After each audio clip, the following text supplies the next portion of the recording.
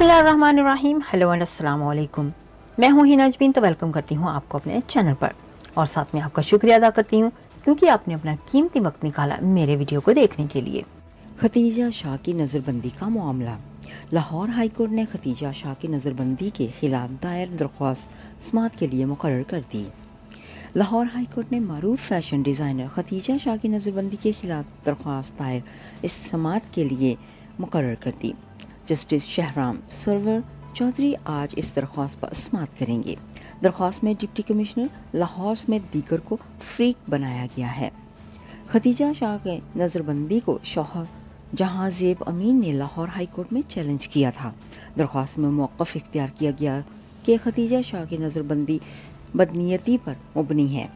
Khadija Shah को कानून के मुनाफी नज़रबंद किया गया। पुलिस ने मुख्तलिफ मुकदमात में नामजद ताख़ीर से किया और मुकदमात में तफ्तीश भी मेरिट पर नहीं हुई। दरख्वास्त गुजार ने इस्तदा की कि अदालत खतीजा शाह को लाहौर की हदूद से बाहर लेकर जाने से रोकने का हुक्म दे और अदालत नज़रबंदी के नोटिफिकेशन को गैर कानूनी करार दे।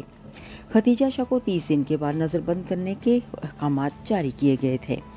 खतीजा शाह को SP कैंट और डिस्ट्रिक्ट इंटेलिजेंस ब्रांच की सिफारिश पर नज़रबंद किया गया।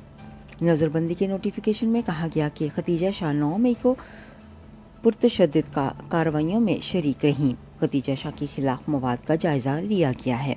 वो दोबारा अमन व अमान की सूरत हाल ख़राब कर सकती हैं। नोटिफिकेशन में मज़ीद कहा गया है कि अमन व अमान की सूरत हाल बरकरार रखने के लिए खतीजा शाह को 30 दिन के लिए नज़रबंदी किया जाता है। दूसरी जानब खतीजा शाह की लीगल टीम ने नज़रबंदी को लाहौर हाई कोर्ट में चैलेंज करने का ऐलान किया था। इससे कबल लाहौर की इंसदाद दहशतगर्दी की खसूसी अदालत ने 9 मई के वाक़यात में राहत बेकरी के बाहर जलाओ घेराव के इल्ज़ाम में दर्ज मुकदमे में गिरफ्तार खतीजा शाह की दरख्वास्त ज़मानत मंजूर की थी। जाने से पहले अगर आपने मेरे चैनल को अभी तक सब्सक्राइब नहीं किया तो प्लीज़ काइंडली कर लीजिएगा और जी हाँ, अपना बहुत सा ख्याल रखिएगा। हमेशा खुश रहिएगा। नेक्स्ट वीडियो तक के लिए मुझे इजाज़त दीजिएगा। अल्लाह हाफिज़।